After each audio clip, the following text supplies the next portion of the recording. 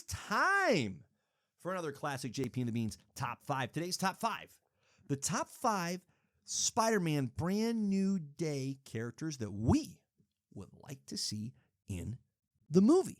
Don't know if they're going to be. Maybe they will. Maybe they won't. But these are the top 5 characters that we think would make that movie better. Without further ado, Beans, you go first. Number 5 on the list, I have Felicia Hardy, the Black Cat. Nice. So, I think this is the perfect time. We haven't had a live-action Black Cat, have we? No, we Oh, have dang. not. I think this is the time to give Peter, I'll say a temptress, if you will, in the sense of, yes, clearly he's still in love Hello with there, Delilah. Yes. He's still very much in love with Mary Jane. Yeah. Oh, he's vulnerable. Ooh, I like Yes, that. Yeah. she's dating another guy. Ooh. This is the time for Yep. Black Cat to not only Shenanigans. come in, Yep. but also gives you somebody who can relate to Peter on the superhero side of things. Uh-huh. She's not necessarily going to be a good guy. You- It adds another bad guy in there. Well, adjacent. I don't know what is up with feminine superhero villains that are like cats, but apparently they are always burglaring. I don't want to So- pull at that thread. Yeah, I don't either. That's too much. Yeah. So, but a she great pull. brings Great pull. a lot of a different personality than MJ. Like they both have that like confidence and wild, sure, in the comics. Yep. But if they do like comic accurate Black Cat, she's going to be a very polar opposite of the MJ that we got. Yep. So I would actually find that fun. And again, we haven't had a Black Cat Yep. in here. We had Gwen Stacy. And I'm going to be honest with you, I don't want to see Gwen Stacy. Okay. Which is maybe a crazy thing to say. I just, with the way they have set up him and MJ in these movies, Mm-hmm. I think Gwen Stacy, she feels more like a... It would easily be too much. I'm totally Right. in agreement with you. They have Right. double and tripled down With on the MJ Peter connection. yes, and with Yeah. Felicia, you know it's not Endgame. There you Like go. you know it's a distraction. Yep. So you are okay and already ready to go with this is not going to work. Yep. Whatever they have, sure, they're going to have a little fling. Yep. But at the end of the day, he's going to want to go back to MJ. And I Mhm. think if you have Gwen, it's too hard. Mm-hmm. And you're making Peter choose. And I don't want to deal with that. Yep. So I like Felicia Hardy here. Yep. I like her, Mm-hmm. towing the line of good and bad. Totally. So Totally. Felicia Hardy's my number 5. That's great. Okay. My number 5 comes with a big caveat. It won't work. Okay. Oh. So Fun. this is I wish this was present at this stage in Peter's story, but it flat out won't work where the MCU is right now. I wish it was the Fantastic Four. I wish they were in this movie because what an outstanding opportunity where family and friends, but family with Aunt May passing away has been totally stripped away from Peter. The Fantastic Four and Spider-Man, when they link up in the comics, it's exactly what the Fantastic Four are. They're a family, and they do such a phenomenal job of welcoming Peter into that family. And there's actually a lot of fun in the dynamic between Peter and Johnny because there's just some very oil and water going on there. Not the where Johnny they we just- got in the movies. Not the Johnny we got in the movies. Okay. You know I'm right. Yeah, Thank you are. You are. So it won't work. And so I'm not actually wishing for it in this movie because it would gum up the current unique approach that the MCU has taken. I'm on board. I'm curious to see how it plays out with this version of the Fantastic Four. But this would be a perfect time for the Fantastic Four to come in, provide that family foundation for Peter, give him some mentoring, some counseling, some groundedness, support that he needs. This would be a great opportunity for that. Well, and we go back to like when everybody forgets who Peter is in the Yes. comics. Yeah. Fantastic Four is the one he reveals it to first. Yes. And Mm-hmm. they like just welcome him back in with open arms. Like Totally. it's such a Totally. oof. Yeah. Like, burden oh, off of his heart. Exactly. So Yeah. the impact is it's one of those things where I was like, I wish we had that because Yeah. him going back would have been just Oh, yep. icing on the cake. Yep. So, again, caveat, no, it won't work, but it is what I wish regardless. My number 4 is Shang-Chi. I think that character and Peter would be a delight together. Shang-Chi's a little more serious, has phenomenal fighting ability, so I think he and Peter could actually collaborate very well, especially when Shang-Chi gets powered up with the 10 rings, right? He's not just Kung Fu guy. I think that would be a lot of fun watching them go toe-to-toe, hand-to-hand with the hand. That would be a blast. And I'm hungry for some Shang-Chi. I enjoyed the heck out of that movie. I enjoyed the heck out of that character. So I'm just like, can we get some, please? I think this would work. Please. So, Please put him in here. There you go. Number 4, Shang-Chi. My number 4, I talked about him earlier. Yep. I want Kirk Connors. Yep. Look, we have stripped everybody and everything away. Kind of like how you're talking about with Fantastic Four. Kirk Connors, the Lizard, makes much too much sense. Mm-hmm. He should have been in this movie over the Hulk. Gonna say, I'm gonna double, triple down on that. Totally agree. Again, we talked about earlier. His relationship with Peter, again, it's one of those mentor-mentee relationships. Peter looks up to Kurt. Kurt genuinely wants to help both Peter and Spider-Man. Yeah. It's such a... I don't feel like we've gotten that very, very much or very memorably. No offense to the first Amazing Spider-Man.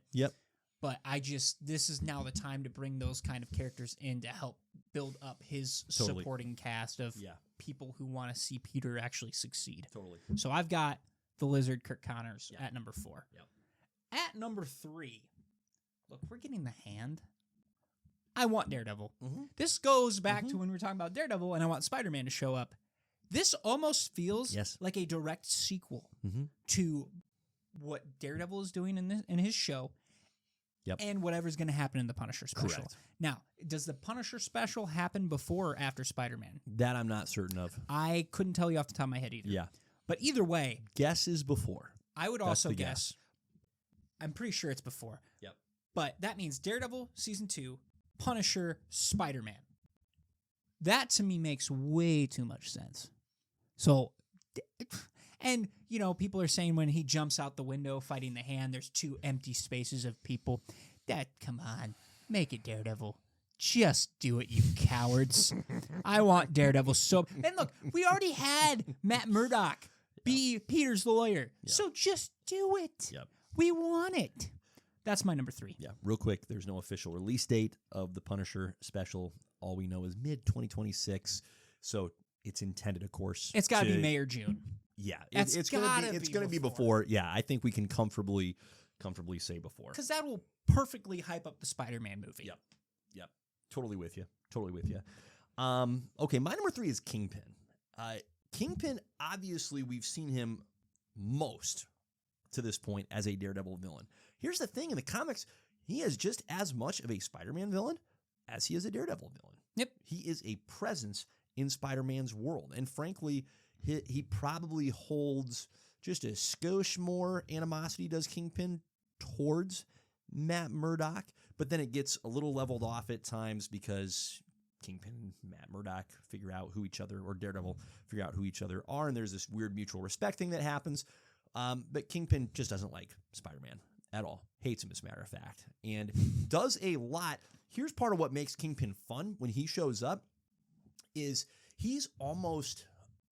While he is happy, Kingpin is happy to go throw down with Daredevil. He's just more annoyed by Spider-Man. So he's like, I'm gonna suit some dudes up, and they're gonna go take him down for me. I can't be bothered with this bug. And so then you get characters that wouldn't otherwise exist or be equipped to exist. So I think it'd be a great way to go. How does the Scorpion have all that tech? Kingpin financing, baby. So Kingpin would be a lot of fun, I think, in this one. My number 2 is the Lizard. I'm totally on board with you. We need some Kirk Connors. It's a shame that he's not in here already. I guess we're just going to keep waiting. So, okay. So I won't go too much further into it because we've talked a lot about the Lizard and Kirk Connors already, but that's my number 2. My number 2 is the Kingpin. Nice. Yes. Yeah. I think he makes too much sense in this movie. You have the hand. You have these lower criminals that are going after Spider-Man. I think it makes too much sense for him to be the one to fund the Scorpion. That makes too much sense. Right? Somebody's going to outfit that guy. It's going to be Kingpin. Yes. Okay. Punisher's going to want a piece of Kingpin. If you have Daredevil in this movie, which you should, he's going to obviously want a piece of Kingpin. I also go back to this moment in the comics where Kingpin takes a shot at trying to kill Aunt May. Ooh. And Right. Kingpin's in prison. Right. Spider-Man puts on the black suit, which is a key sign to everyone in New York City Yep. that if Spider-Man is wearing Get a out the black way. suit, do not talk to him. Go mind your business. Yep. No longer friendly neighborhood Spider-Man. He shows up in the prison cell, takes off his mask, and says, if you ever touch her again, I will kill you. And he beats the living piss out of Kingpin in front of everybody in that prison. Yeah. And he pretty much is just like, you're done. Don't mess with me ever again. And that is a side of Peter I want to see. We got a little bit of it after Aunt May died, where he was about to pull the trigger on killing old Green Norman. Goblin. Yep.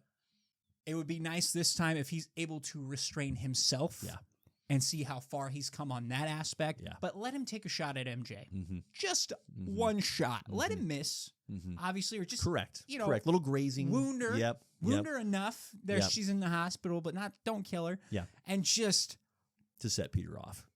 have Kingpin be a bloody mess, because that is the difference between him and Daredevil. Is Spider-Man can do it and not hold back his punches, Right. and he will win that fist fight every time.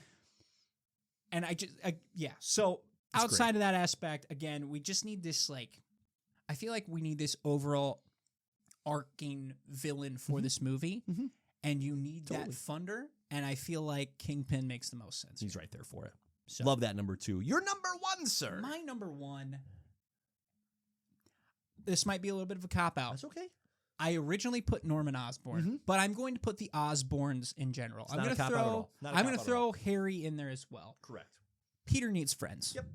Harry fulfills that void. Yep.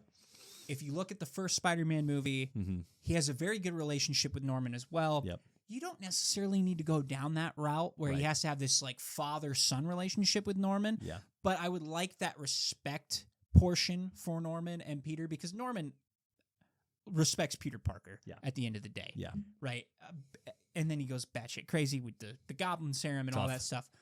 But I also want to see Norman more than I want to see Green Goblin right now, because I want them to build up how powerful, smart, cunning Norman Osborn is. Because Which is the key distinction. You want Norman, you don't want Green Goblin. Yes, key distinction. because Norman's not a good guy. No. He's not a good dad. No. He was not a good dad in Spider-Man 1. No. He was a better father to Peter than Harry, which is nuts. Not a compliment. So Yeah. let's see it. Let's see him making the deals with the Kingpin on the side, stuff like that. Right. I want that part, build Norman up, so when we do get the Green Goblin turn, at the end of the day, we're all freaking out. Yeah. You That's got the big what- emotional payoff. Right. Totally. That's what I want Yeah. more than anything. Yeah. But you have to have a Harry in there as well. Because, like we said with the importance of Kirk Connors, he needs more friends now. He needs to build There's a that gap. back up Yeah. because somebody needs to keep him grounded. Yep.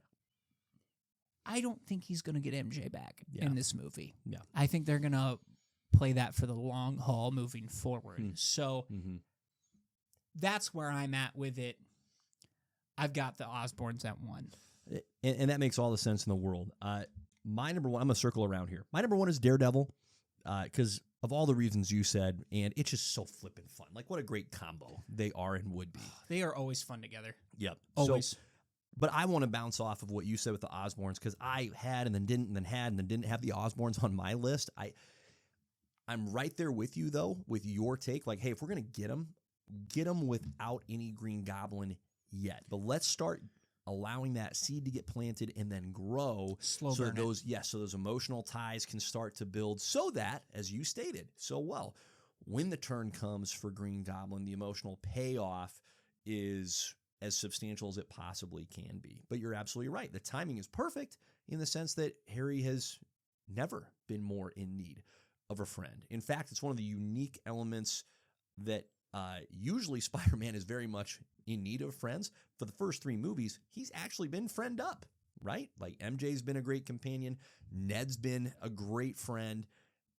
And now they're both completely gone. There is a complete lack of connectivity. So it makes all the sense in the world for that newness to slide in there in the slimy, sleazy form of Harry and Norman Osborn. So I'm totally on board with it.